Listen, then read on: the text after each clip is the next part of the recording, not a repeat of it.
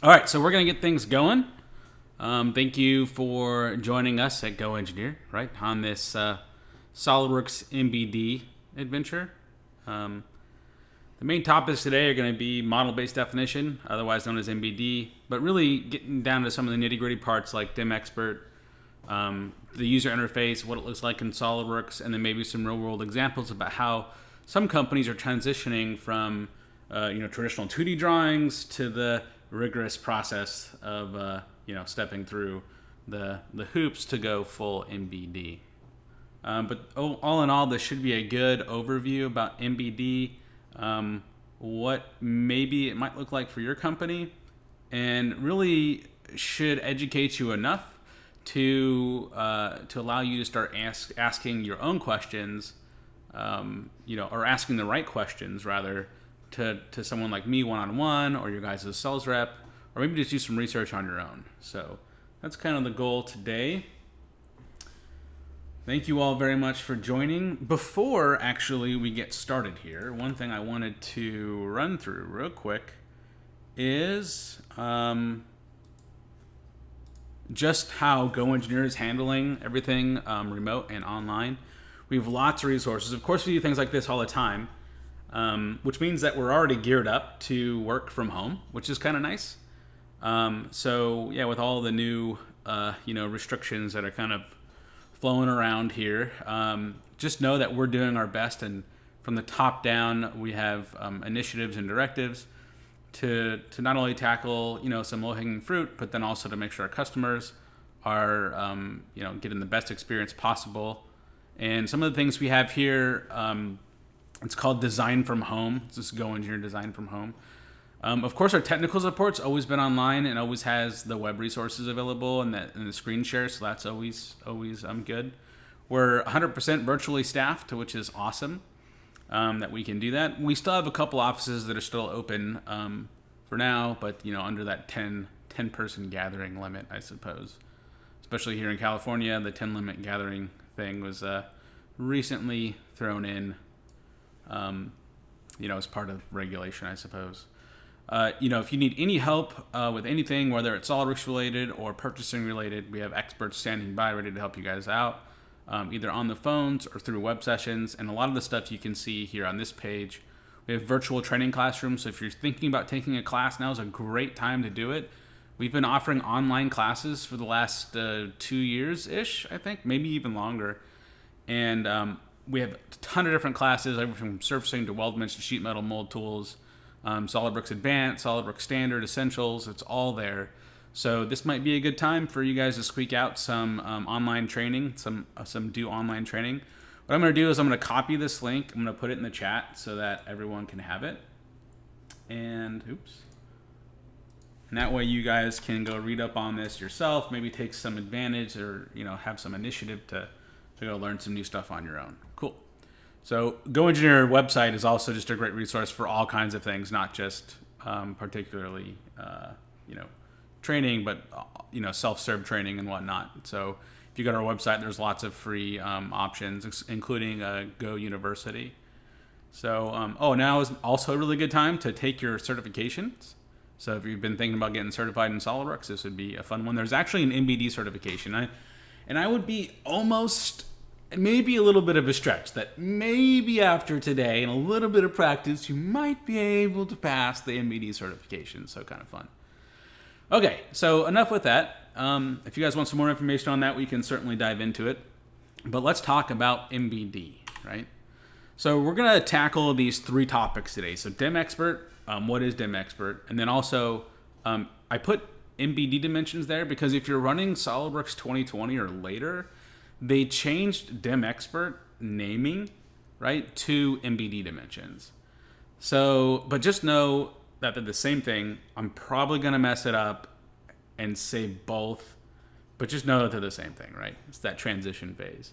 Then we're going to take a look at the MBD interface and what that really means to us and what kind of tools you get for the add-in, and then just some real-world examples.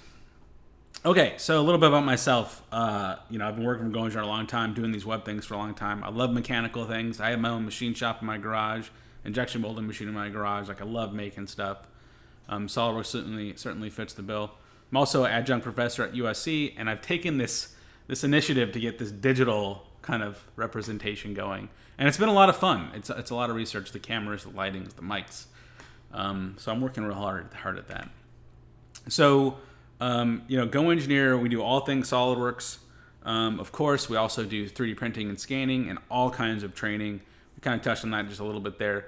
But we're more than just a SOLIDWORKS provider. We have all kinds of different solutions and applications. So if you think you're running down this new venture, maybe if it's CAM or 3D scanning or inspection, just go ahead and give us a call. Let's see what we got for you. We can help you out. Okay, so on the lines of MBD, right? Or let's just think about design, right, over the years. Cell phones used to look something like this, right? Let's see. Cool. Cell phones used to look something like this, right? Old, clunky, huge. But then now we've gone to something like this. Even in 93, right? This is a little dated. But even now, on our current phones, they're even smaller, lighter, better batteries, and more power, more processing power than some of the, space missions that we launched, or the Apollo missions that we launched, right?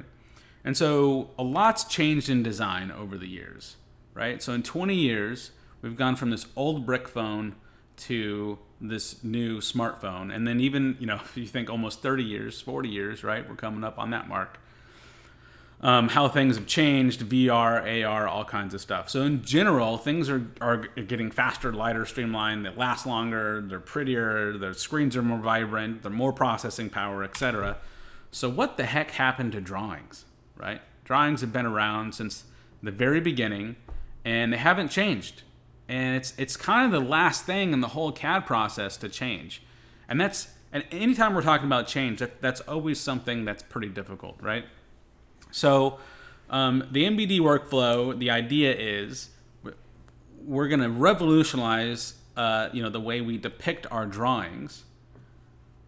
And I have a question here. Let me see. Okay. We're going to revolutionize the way we present our drawings to our customers, to our vendors, internal or our own shop. And that's essentially by applying dim expert dimensions at the part level and then capturing those views using the MBD tool, and then having people downstream use them in a different way. Instead of a 2D piece of paper or PDF, we're now used to 3D PDF, STEP, AP242, or e-drawing files, right? So that's kind of the process. Now, if you think about a drawing, what's a drawing really, right? A drawing is just a 2D representation of a 3D view. So we go to our front plane, the model rotates, and then we can look at our front view, and then we see all the dimensions in there. Then we go to our right view, and then we see all the dimensions in there, and so on.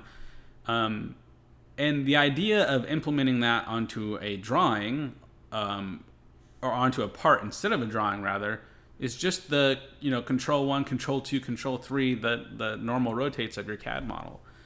And so if we're going to make a part like this here on the screen, we go from a CAD model that has the counter, or has the bore, or has the countersinks, and then in real life, we'd have a machine that would face a piece of stock, and then maybe a machine that turns it and then puts the holes in it, or mill turn, and then we get our finished product. But really, instead of using a 2D drawing, something like this, where the views are just 2D representations of our 3D CAD views, essentially what we can do is integrate all that design information into an MBD model with PMI information. So you might have heard the word PMI. It says product and manufacturing information. That's like one of those buzzwords, right? So you have MBD, model-based definition, PMI, product and manufacturing information, TDP, technical data package, and there's some other ones like MBE and model-based enterprise. So acronyms, when you get in the aerospace, military industry, acronyms are one of those things that we just deal with, I suppose. But the idea here is there's got to be a way for us to reduce the amount of time that we're stuck in drawings, and to improve the communication, therefore saving us time and money. All right. Now, in the process of doing this, you might end up with something like this as opposed to a drawing. Now, let's explain just what this interface looks like real quick. So here you see we're in a native part window, right? So this is a part. We can even see the reflection in there from our graphics preview, right? And then what you see are these annotations. So annotations normally show up magenta. You can have them show up whatever color you want. But when you click on an annotation, it shows you the features that belong to it. You can see that counter bore was all done at once. And therefore, when we select the counter bore for our DimExpert MBD Dimensions, we can see all the reference data that was used to create that, including the quantity, 6. And then you see at the bottom there, that bottom ribbon, this is what we do in our drawings. We essentially create different views, 2D views, and then organize them on a piece of paper. Well, we're doing the same thing here, only we're capturing them with these little pictures here at the bottom, capture 3D view. Now, it's not just a picture or a snip. It's better than that, right? Because we can go back to them and it remembers what's being hidden or shown. But the concept's there. So in a drawing, we create 2D views, right? And then we document them with dimensions. The idea is that we put all the dimensions on the drawing so that someone could make that part just from that 2D piece of paper. Okay, so now the flip side of that is, okay, let's just put the necessary information on the part that's needed for holding tolerances or GD&T, and then supply the step AP242 file, which is a generic 3D file, for all the other general dimensions. You can even go as far as like putting just a profile tolerance on a part, and that's like enough to make it because they have the 3D file.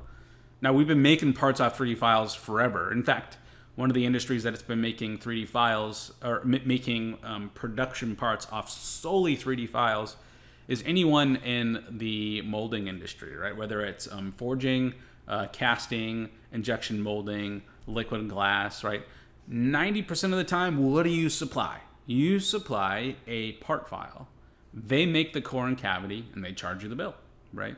Meanwhile, you might also additionally supply a drawing that shows some tolerancing information or some general profile tolerances that are specific to your part to articulate that, hey, beyond these dimensions or these catch-alls, right, there might be a little bit more. Cool, so this is what PMI information might look like at the part level. So we've kind of broken this down into 3 categories, right? Define the necessary things, and then organize them into different views, and then communicate that downstream. So the first thing we're gonna do is load up a SOLIDWORKS file, and we're going to throw in some MBD dimensions. So I'm gonna grab my SOLIDWORKS file here, and I'm just gonna resize this real quick.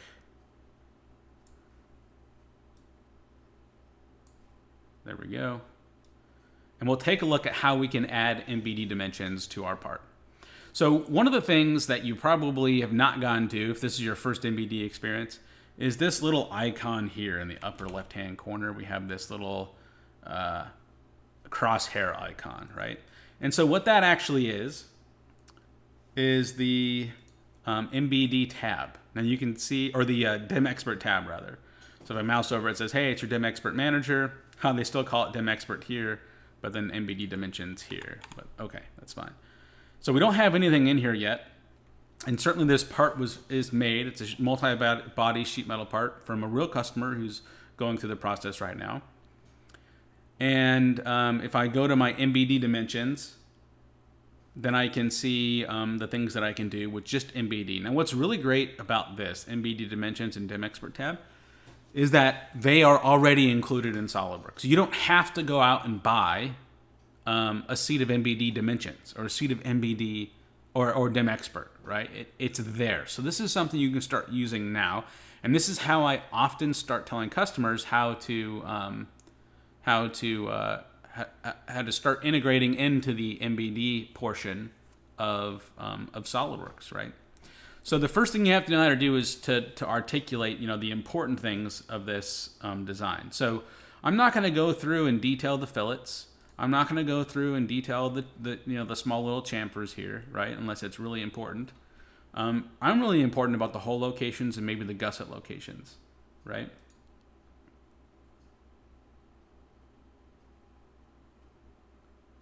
Oh wait, can you guys see my screen? No? Kayla, are you there?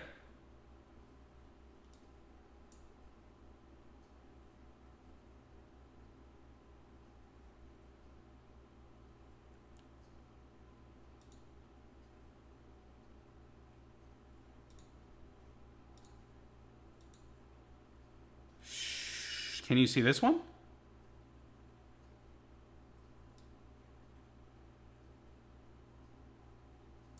Oh, bummer. So the screen was not working correctly. Or maybe it was on the wrong screen. Oops. Can you see that now, Ross? Can you help me out with that? That's better. Oh, man. What a flop. Okay, so let's talk about this, right? I want to catch you guys up here just real quick. Let's see. We talked about the MBD workflow. We talked about making this part, right? And then we talked about how we can go from a 2D drawing to a 3D part file. And this is what a 3D part file is going to look like with the ribbons and the parts and the PMI, product manufacturing information. And what we're looking to do here is start with this define process, right? Which we're going to use DimExpert MBD to define how this part's going to be made. And that's where we're at right now. That was the long and short. Sorry about that, guys. Okay, so I think I got confused with my screen record and my my image record maybe. I don't know what happened. But okay, so we have this MBD tab, this DimExpert tab, and the MBD Dimensions. Right now, like I said, these were both free, and so you can start using this like right away. The MBD tab itself is the thing that you pay for. We'll get to that in a minute. So MBD Dimensions, MBD tab, we don't have anything here. What we want to do is describe the important parts of this CAD model. So like the holes, but I'm not going to worry about the fillets or the bend radiuses or the chamfers, right? Because the idea is downstream, they can just get this from the CAD file. If I'm giving them the file, they have all of the profile information. They can create a laser cut of each one of these gussets, right, automatically. So I don't need to tell them how to do that. They can do that themselves. But I want to tell them that, hey, there's some importance to where this gusset's located, and then also where some of these holes are located. So in order to do that, we're going to jump into our annotations tree, which is in our feature tree on the left-hand side. We can see these different views, right?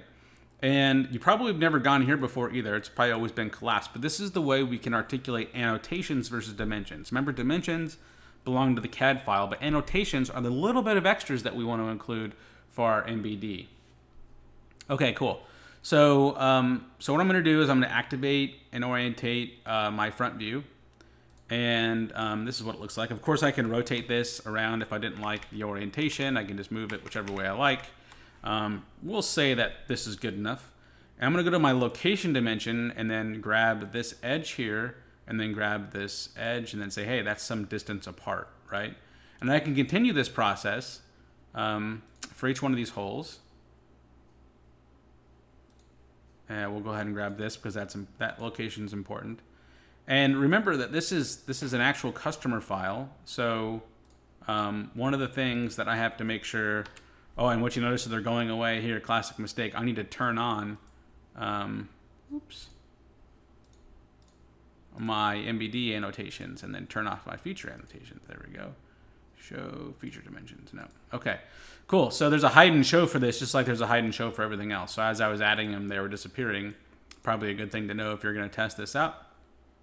And I can continue to go ahead and select from one annotation to the next, or one hole to the next, and place my annotations in. And you might be wondering like where some of these default tolerances are coming from, and it's just like you have a catch-all block, a CYA block in your drawing. We have a catch-all block here in DimExpert, right? So I've placed all these dimensions, and I'm saying that, hey, these are all critical. Of course, I can go back and change one of these one by one. So if I wanted something like, I don't know, it's like a bilateral. Oops. I can change the plus and minus, or I can just go limit. And we can change these one by one.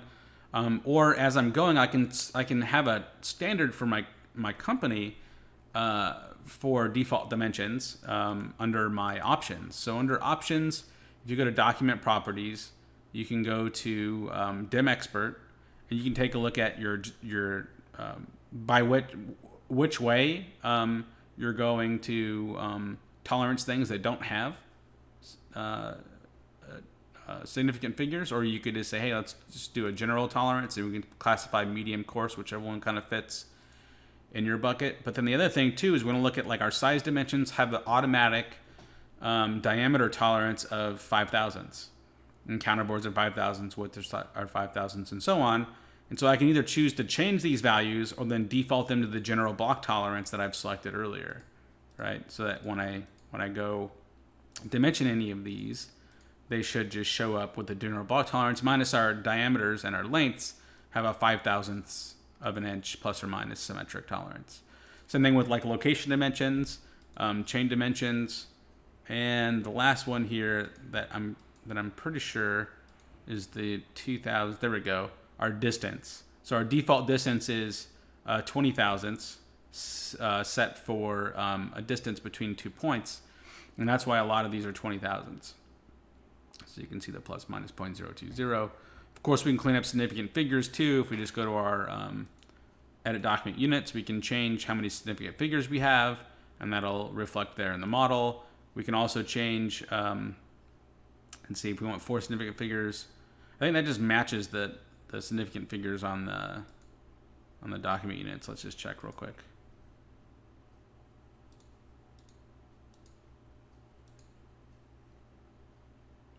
So I've already placed them, but I'm pretty sure if I place new ones, they'll come in. And then so what happens is you have some of the information that's detailed like on the drawing. Now, seeing how this was like a customer part file, right? I want to make this match the drawing, right? So I have here an example of this drawing that I'm essentially trying to recreate, right? So there's my top views. I need the overall length and the distance from top to bottom, and then maybe some counts on the holes. So the idea is not to redo all the work, only the necessary work that's needed to convey how to manufacture this part. So I don't want to put every dimension in here, just the ones that are necessary, right? Okay, so, we should do the holes now too. So we can go to our size dimension, and then one of the things here is this part was mirrored. It's a mirror body option, so it doesn't capture everything on this hole. In fact, it only captures the one hole. I could have selected multiple, but I also kind of wanted the opportunity to show you guys how to group things together. So when I go to my pattern tool, I can go ahead and manually select the different holes. I'll go ahead and select this hole here, and it's smart enough to figure out, hey, these are all made at once. And then these were just a mirror of them, so I gotta go select this guy. And so that's all 8. Now when I go do a size dimension on this hole, it'll give me the 8 count automatically. Cool. Another thing I kind of wanted to show with MBD Dimensions, Dim Expert Dimensions, is it's really easy to set up a scheme. So if I select a dimension and I say, hey, I'm gonna add a new scheme, or a style rather, I don't have any styles here, but I'm going to add one. I'm going to say 2 sig fig, and then click OK. And then I'm going to change this to 2 and then 2. And we'll go ahead and change 2 significant figures. And we'll change this to like, I don't know, 1.01. There we go. Maybe do a limit. Sure. And then we can name this, let's see, I think I gotta select it now and then click OK. And I'm gonna change this to 3 significant figures. And now I'm gonna add one, so this will be 3 SF. Oops, I did 2 again.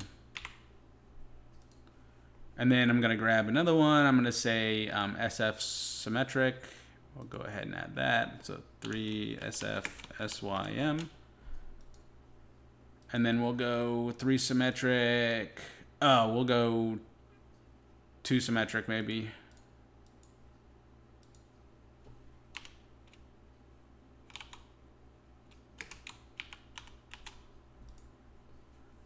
Cool. And then so now what I can do is I can select like a group of dimensions here, and I can say, oh, these are all a style, and these are all going to be 3 significant figures limit, right? And I can select these two and say, well, no, these are going to be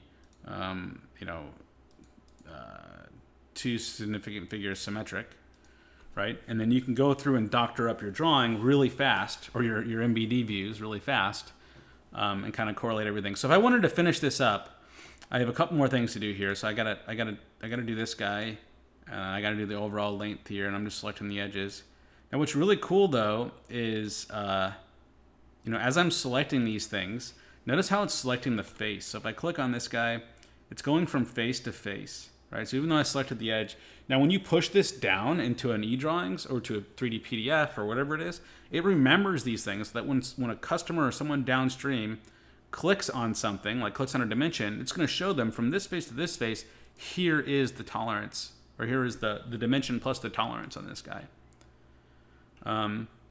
Now, this is all done in the top view, and so you can imagine I can just take a picture of the top view with my 3D views option, and then bam, we're good. But what about some of the other views? So that's when I go back to my annotation view. Maybe we right-click, activate, orientate, the right view option, and I can add some more stuff here. Just like a size dimension between this guy and this guy to capture that, and then maybe an overall width if I wanted to. I think I already got this captured once, in which case it'll tell me, hey, you've over-constrained the part. Nice. Yeah, I don't want that one then. So maybe we should delete it. When that happens, if I go to show tolerance status, it'll show me that I've over-defined something based off of the dimensions I've created. So you can see I've added this dimension here and here, and it recognizes that it can't be, like if you changed one, it can't be both. I can't have plus or minus 50 or 5 thousandths and then plus or minus 50 thousandths on this guy. So in my Dim Expert tab, I can hit the plus or minus show, and that kind of tells me where I've kind of screwed up. What's also really awesome about Dim Expert, and I don't think I'm going to jump into it just yet, but when we, if we are selecting a GD&T, parameter, right? And maybe I'm thinking like, if this was a round cylinder on a flat base in a drawing, it would look like 2 L's, right? And so I could easily say, oh, that's, it's a perpendicularity condition between the cylinder and the plate, but really it's a cylindricity definition, right? Maybe not a perpendicularity. So the software recognizes the difference between those faces and features, and will guide you to select the right GD&T information based off of ANSI, 19.47 standards, the newest, latest standards. So all that information's in there too, so it's really nice. So let's do this one more time. We're going to finish this up. We're going to go to the top plane here, and then we're going to grab these holes. Now I wanted to do one more thing with this. We can also define how these holes are then manufactured. So if I go to like a size dimension and I grab this guy, it's going to grab all 4 of those holes, but really that's just the pattern on the one side. Now I can group these together just like I did before with the 8, or I can leave it with the 4 and just modify the 4x to 8x, that's no problem. But I can also say, no, I want you to drill these holes after this thing's fabricated, and this is a compound hole. Right, and so then manufacturing this is different, because then I only have one setup. I can come from this face, pilot my hole, and then drill all the way through, rather than doing 4 and then flipping it and doing 4. So they're kind of different options. So now I have annotations on all different views here. I got my front, right, top. There's this really nifty tool, and this is the only way you can turn it on without paying for the MBD tool. Is if you right-click your annotations, you can turn on dynamic annotation view. And so what this does is, as you rotate, we'll give that a second to turn on there. As you rotate, the views kind of pop into place that are kind of correlated to the, there we go, correlating to the view that you're in, so that it doesn't get so clustered. So now, like I said, it's different than being in a drawing, right? Because a drawing, you have to have everything annotated 100%, right? For someone to remake the part from scratch, from that 2D piece of paper. But here, we're just showing the information that's necessary to manufacture the part to our specifications. And so what we're saying is everything else that's not listed here doesn't have a tolerance. Or if it does have a tolerance or a dimension, it's just, our global profile tolerance or something, right? Or like this chamfer, right? It's like, hey, just make it to size, plus or minus, your CYA, and you're good to go. So the idea that we're spending less time in drawings and we're only documenting the things that are very important to manufacturing are going to be some of our time savers. Now, you're not going to see these at first because there's always a learning curve, but this is the end goal, right? The other thing too is we're not keeping track of 2 documents. We're keeping track of just the part file now, and don't have to worry about, which one's the latest version, revision. We're not doing the V1, V2 nonsense, right? It's just the part file itself is like the delivery plus a little bit more. That's the PMI. So companies that are currently doing this, right, are anyone in the aerospace industry. In fact, that's why you might have to have a CETA CATIA every once in a while, is because you have to open up their information with PMI data. The good news is SolidWorks will open up data, PMI data from other CAD vendors. So as long as the PMI data is saved in the file, right, we can just do a file open native. We don't have to translate or do any of that nonsense. We just do file open, and then we can see all of the PMI information. And if that's important to you, we can take that offline and we can go from there. Okay, I have a couple questions. Just want to make sure I'm not missing someone. Nice. Okay. So the next, so summarizing this, right, with our MBD Dimensions tool and our Dim Expert tool, which are both free, you can start using them right now. You can, start adding annotations and dimensions into your part file, right? Even if it's imported geometry, we can start using it. So now the idea here is that we got to organize the data in some way, and that's where we get into the MBD side of things. So the MBD tool itself, has about 5 or 6 different features in it, and that's about it. So when you turn on the MBD tool, and this is just found under add-ins, you notice it looks a lot like the Dim Expert tool, but we get some bonuses. We get a 3D PMI compare. We get a publish to step AP242. We'll come back to that. A publish to eDrawings, a 3D template editor, PDF template editor. We get the icon for the dynamic annotation views. But really, the important things here are going to be capturing different views. So the capture function is the meat and potatoes. So when I go to my annotation view, right, down here at the bottom, the lower left-hand corner, I can right-click my front plane, activate orientate. It's going to show me all the dimensions. Then I can capture this view and store it just like I would in a drawing, right? So 3D capture, bam, I have all those views. And then we'll go to our top plane, activate orientate. And again, this is just some of the information I'm doing live for you guys, but this is the idea. And capture this view. Let's see, we don't need, oh, that's fine, whatever. We'll include all of that. Right view, activate orientate, right? We capture this view, 3D capture. And these are just like the views that we're making in a drawing. That's the correlation we're making here, right? Except for they're just found here in the part mode, right? One of the things you might be thinking of is, hey, if I have a feature dimension, can I incorporate it? Yes, you can. Or you could just add reference dimensions. That's okay too. There is a technique for that. It does require maybe a little bit of work, but all your dimensions here are captured in your different views. So depending on what sketch you were in, right, you can actually turn some of these on. Like here's a 4.5. Here's a 3. That might be better displayed in that view, but I can turn on individual dimensions and choose to incorporate them, as I need into some of these views. Another question I get a lot is, hey, can I do a section view? Of course. Yeah. So if we do a section view, we just grab our section tool, it's like we normally would, and we can do a section view of this guy. I don't know, we'll just put it like right there. Everything's the same. The only difference is you have to choose to save it, right? So at the bottom of your section view tool, you can click save, and you can save it as an orientation view. I'll show you where this one shows up versus this one, and this is an annotation view. So we'll save both. So if you save an orientation view, it shows up here, right? Section view 1. And that's the one I just made right now. that doesn't really help us for DemExpert or MBD.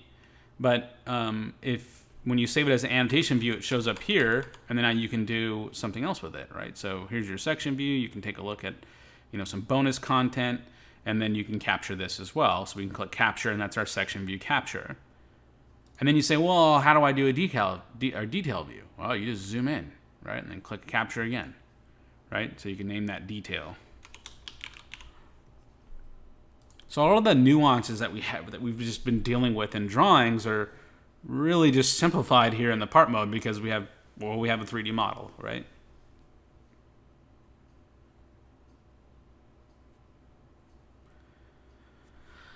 Okay, I'll try to get to that question there, Ahmed. Hope I said that right. Okay. So this is the way we can capture the view, right? And then we just choose to publish it out to eDrawing, step 242. We can even compare one set of PMI data to another, which is really cool. Okay, so let's jump into the next category. That's the MBD function. So you can see that,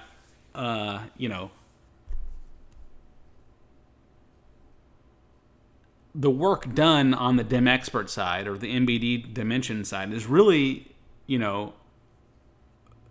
I guess it's like the heaviest in a sense, right? And the MBD is just how we capture it and then push it out to others. So I said we'd talk about step 242 just real quick. Now, SOLIDWORKS can save as various step files, so I can save this thing as all kinds of different stuff, right? But here's my step file options. I have a step 203, a step 214, and step 214, and let's put this over here. That way you guys can see me. Oops. Oh, I don't know how to fix that. Anyway, you have a step 203, 214. So 203 just saves it as a step file, and then it saves the parent name. A step 214 saves out the parent name, the children names, and the colors. So if you had an assembly, it would save out the top level name plus the components and their names and then any colors you might have added. And then a step 242 is all of that plus PMI, right? And that's the real bonus here. And you get that save function with the MBD tool. So it's pretty important that, in order to use all this information downstream, that you have a way to push it out, whether it's eDrawings, a 3D PDF, or step AP242. This is the industry standard for MBD. It doesn't matter what software you're using. The step 242 file is a way for us to share the model geometry without sharing the design intent, so it defeatures your tree, but then also includes the PMI information showing tolerance and GD&T on the model, as well as like measuring capabilities and whatnot, programming capabilities, right? Okay, cool. So the next step here, right, is pushing this downstream. So some of the things that we would do, 3D PDF, eDrawings, we've kind of been talking about that. Let me show you an example of an eDrawings here on the left-hand side. When you open up an eDrawings file and it has PMI information, you'll see all the different windows that you can click. And then also, if it's a 3D PDF, it kind of has that same functionality there too. Someone's asking about notes. Notes like your title block notes, live in your library, right? So if you have like annotations, I used to have one in here. Let me see if I can find it here just real quick. Where are you, annotations?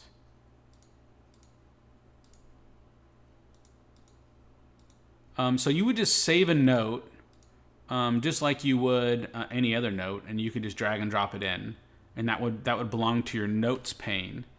So I would send this to the notes area, and when I activate the notes area, then when I rotate the model, your notes stay right here. So you can imagine this could be like drawn by material, your default units, your catch-all tolerances, your deburr all edges, drawn by, save date, all that stuff. And everything can be linked, right? We can create our own note, and you can link it to like material properties, mass properties, revision, part number, etc. right? So your notes are captured here too, and then we could just 3D capture this, and this is my notes area capture with my title block information that you would normally see in a drawing, but now you see in the part information there. Okay, so thanks for that question. So let's see, publishing. We talked about 3D PDFs, which kind of look like this. We talked about e-drawings, which is like really straightforward. The bonus again here is that if you click on a dimension, it highlights. You can see the highlight here in yellow. And then 3D PDF. These are custom templates that you can make, custom logos, and you can build it out. Step AP242 is just a CAD file, so it'd just be literally opening up an AP242. Okay, so why MBD, right? 1/3 of all engineering dollars are spent in 2D drawings. I mean, it kind of makes sense. You have parts, assemblies, and drawings. Roughly, you're spending 1/3 of the time doctoring up a drawing. So what now? The problem is that oops, there we go. 60% of the drawings don't match the 3D models, right? Rough, right? And so the idea is if we can remove the 2D drawing from the factor, we're not keeping track of a multitude of files anymore, which is saving us time.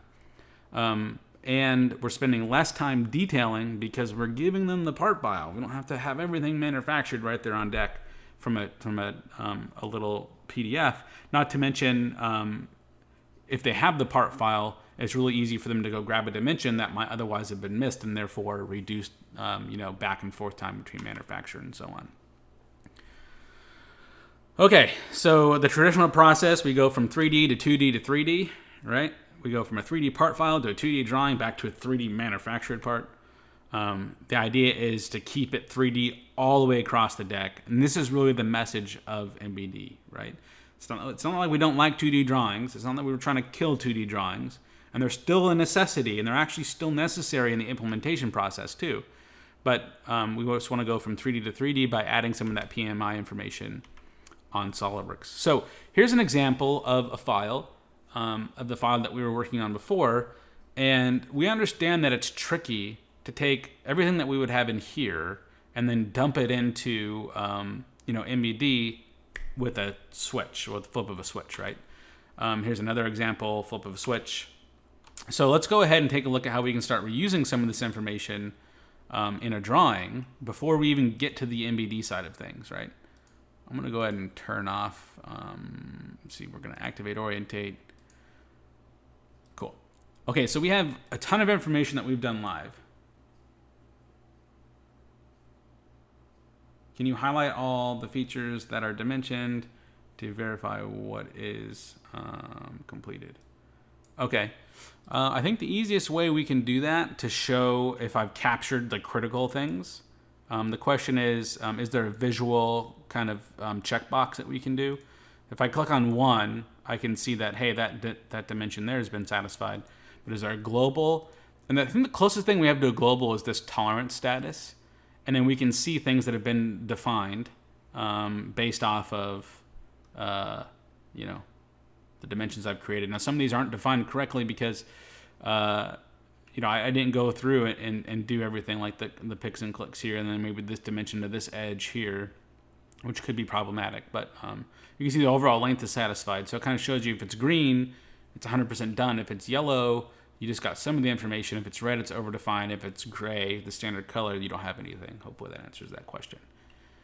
Okay, so now we want to reuse this information inside of a drawing because we're not ready for MBD yet. So what happens when we think, hey, this is a good idea, we should all go MBD? Yeah, I think it's a good idea too. How do we do that?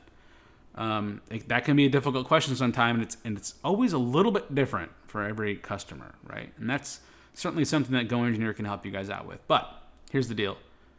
This time that you've spent on the tolerancing, dimensioning, tolerancing GD&T in the part level isn't wasted at the drawing level. So typically the process might look like, hey, from now on, instead of in the drawing adding tolerancing information, we are instead going to add tolerance information on the part mode, and we can reuse this downstream. So here's what that looks like. We're gonna go ahead and save this to my desktop real quick.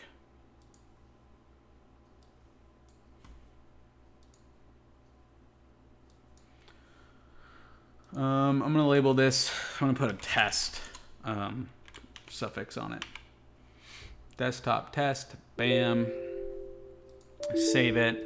Sure, rebuild, go ahead.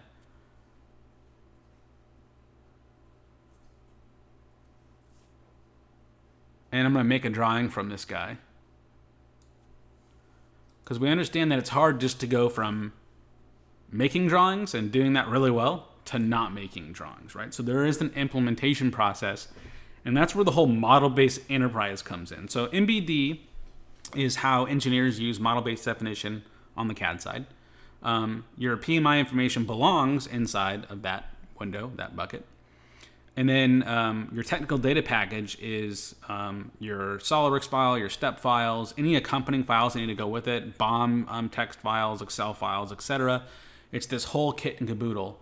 And the MBE, model-based enterprise, is how all that information is distributed amongst your internal customers, external customers, vendors, quality, different departments, etc. Right? So, we're kind of, it is a process, and this is part of the process. This is like step one of the process. So instead of grabbing a front view and then go ahead and putting a tolerance, I can grab my dimension tool and then put a tolerance in here and do all that jazz and put a dimension in and say, okay, it's symmetric and blah blah blah. Okay, so instead of doing that, right, because that's what we do anyway.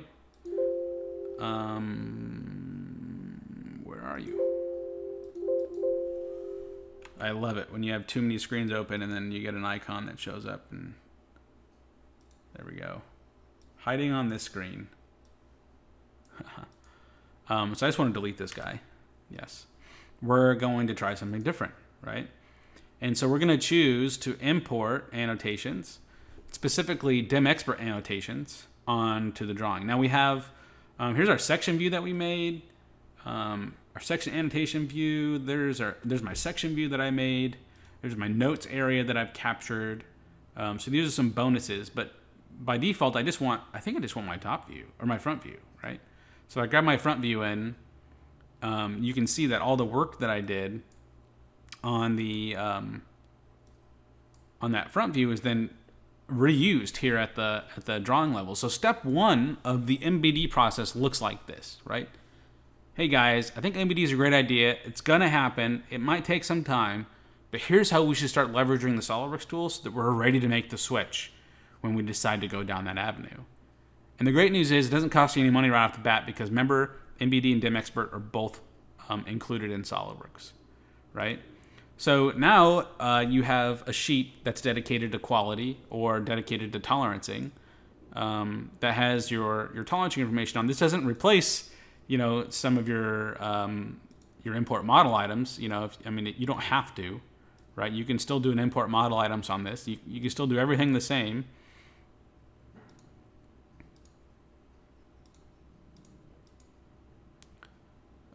Yeah, right? You can still throw all that nonsense in there, right? But you can have sheet 2 with all of your tolerancing information brought in. And so the idea is to achieve something similar, because it won't be exactly the same, something similar to this, right? Or sheet 2 of it, right? Where you have some of the hard dimensions, maybe not the weld callouts. That could be something extra that you can do. But have all of these dimensions portrayed with their tolerancing information in the drawing, right, with just that MBD dimension, DimExpert dimension option included on import. Now, if you forget to bring import dimensions in, we can go to our right plane here, and I forgot, I didn't check it on. I can click on the view, and then I can choose to, import annotations after the fact, right? So you can either do it before or after to capture that extra information that you need to tell your story about how your part needs to get manufactured. And so that's that's a real life scenario, right? This is exactly what's going on with some of our customers. That stage 1 is using DimExpert. Stage 2 is having, I think I have a slide on this too, just to kind of sum this up. Oh, I don't. Oops. Stage 2 is using both the 3D model and the drawing as their primary documents. Stage 3 is using only the MBD information as primary and using the drawing as backup. And then stage 4 is like full MBD, no drawings. This is what we're making. Right. And it does take time to kind of get there, but that's kind of the order by which we can trek through that MBD process. So that's kind of the nitty gritty. We went into a lot of detail, I think, with like Dim Expert, maybe how you might use it, and talked about the capture tools and then kind of downstream publishing. E-drawings and PDFs, those are pretty straightforward. I'd be happy to do one of those with you guys on your guys' own part files. Kind of talk about how maybe your company's different than others, because I guarantee you that we always find something a little different, right? That's easier for you to track down. But my call to action for anyone attending this is to jump into Dim Expert, jump into MBD and MBD Dimensions, and just try it out. I guarantee you most of you haven't done that, and it's a great way to learn some new tools here. Let's see. Okay, before we get to the questions, I just wanted to give you guys my contact information in case you guys needed that. I wanted any follow-up emails, or if you guys needed a trial of MBD or wanted a quick crash course into DimX, we can totally do that for you guys. There's my email. You can shoot me a loop.